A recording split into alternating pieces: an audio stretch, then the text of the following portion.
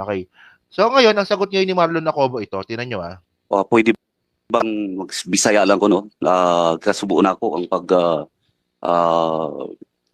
sulti para ma-express na ako kung gustong isulti. Hindi ko kayo marunong magtagalog. Kasi kailangan natin interpreter ho niyan. So ito po yung hearing ni Bato kahapon. Yan, si Marlon Acobo ito. Executive Minister of the Kingdom of Yan. So yan mga kababayan, paano ko nalaman na siya yan? Kasi po, same jacket po ng suot-suot niya nito. So si Marlon Acobo nga ito. Isipin niyo saan ka makakakita na ura-urada, isi-search nila yung mga tirahan ng mga missionary workers, particularly sa mga babae. So, marunong pala magtagalog si Acobo. Pero bakit nung sa congressional hearing dun po sa House, bakit parang tatanga-tanga siya magsalita? So yan no, so kamusta po mga ka-Streetwise? Ako po si Takero Miyamoto at welcome po sa aking munting channel. So mga kababayan, siguro karamihan naman po sa atin ay kilala or aware kung sino po si Marlon Acobo. Si Pastor Marlon Acobo. So si Pastor Marlon Acobo po, siya po yung executive pastor po ng KOJC, ng religion po ni Kibuloy. Kung religion niya yung matatawag nyo dito, di ba? Depende sa inyo yan, kung religion ba yan o kulto, di ba? So, ibig sabihin nun mga kababayan, si Marlon Acobo po, siya po yung pinakamataas po na pastor sa KOJC. Kasi executive pastor eh. So, ibig sabihin nun, siya po ang may pinakamataas po na posisyon sa KOJC, hindi si Kibuloy. So, mga kababayan, no, ang isa po sa mga ebidensya dito is si Marlon Acobo po talaga yung pinaka parang lumalabas na may-ari ng SMNI. So, pakita ko to sa inyo, no? Okay. So, una, no, bakit ko sinasabi to? Bakit ko kinontent ito? Kasi mga kababayan, nabisto po natin na itong si Marlon Acobo po ay manloloko. Manloloko po ito mga kababayan. Kasi una sa lahat mga ka-Streetwise, no, nung hearing po sa House, sa Congress, nung tinatanong po si Marlon Acobo regarding po sa mga issues ng SMNI, hindi po siya makasagot. At alam nyo kung anong reason? Hindi raw po siya marunong magtagalog. So, manloloko. Tapos mga kababayan, anong hearing naman po kay Bato de la Rosa kahapon, di ba? Actually, hindi ko siya mamukaan eh. Pero naalala ko lang po talaga yung Marlon Acobo na hindi marunong magtagalog nung tinatanong po ng mga congressman, nakakagulat ng mga kababayan nung sa hearing po ni Bato, marunong na magtagalog.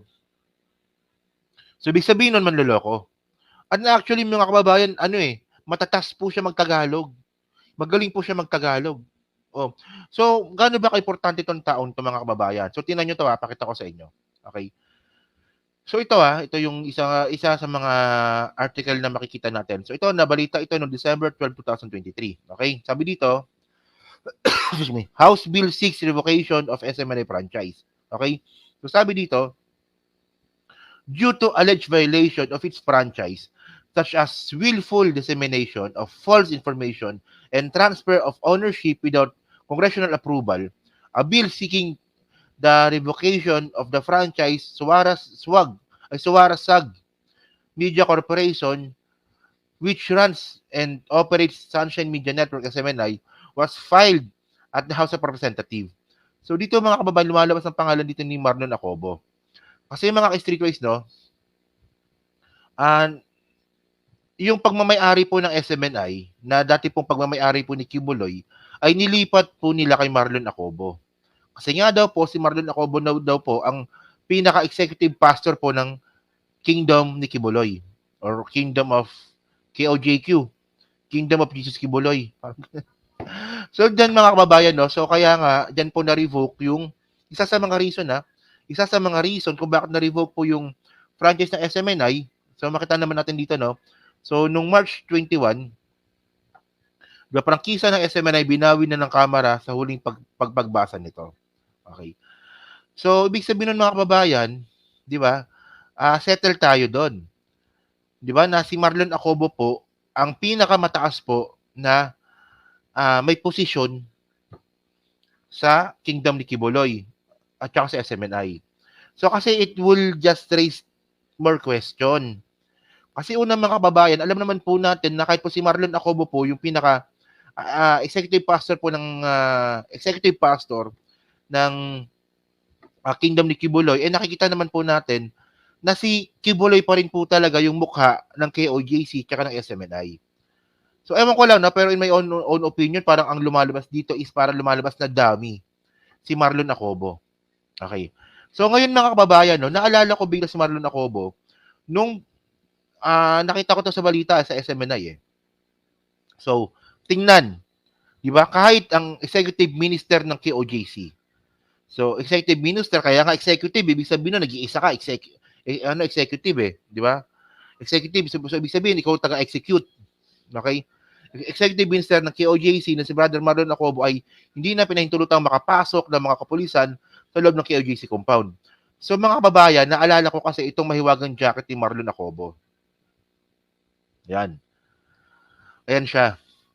At yan, teka, di ko pala nailipat. Lipat ko pala muna. Sorry. Ito pala. Ito, sorry. Yan pala. Yan. So, ito yung binasa kong balita. Okay, ito yung binasa ko from SMN na yan. Yan. Ayan ang binasa ko. So, ito yung mukha ni Marlon Acobo. So, tandaan nyo po yung mahiwagang jacket po na yan. Kasi suot-suot niya din po yung jacket na yan nung kinausap po siya ni Kibuloy. Okay?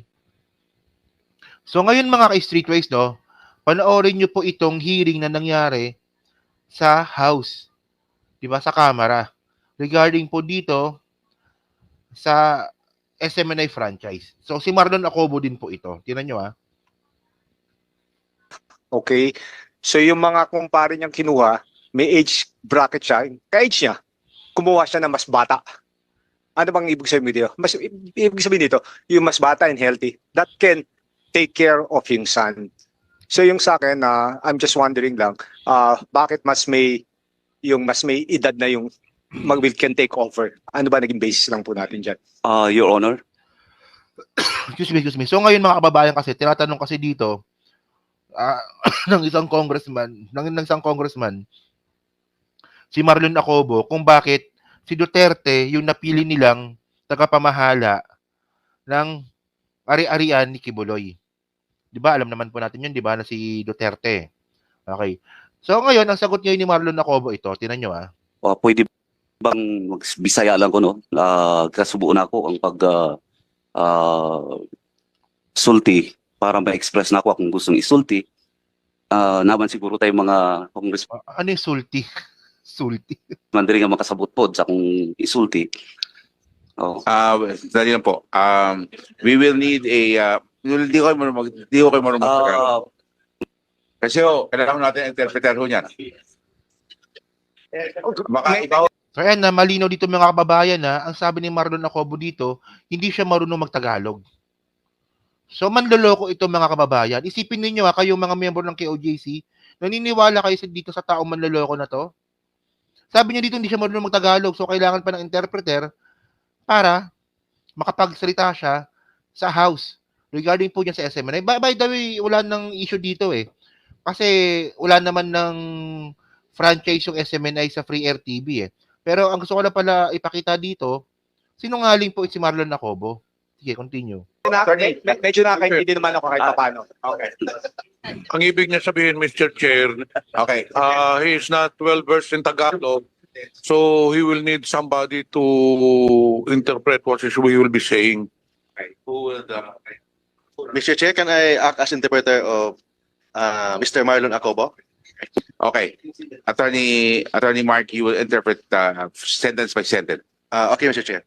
I can also interpret for him.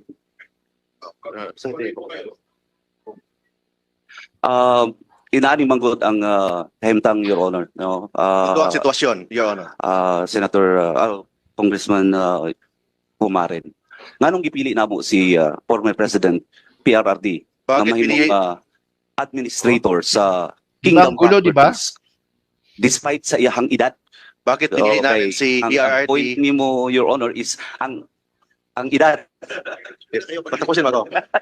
Si Topacio yung katabi niya, no? Itong si Topacio talaga, loko-loko talaga to, no? So yun so magulo. Ang gulo ng hearing na to at wala tayong nakuwang matinong sagot kay Marlon Acobo. Kasi nga po, nagkunwari po siya na hindi marunong magtagalog.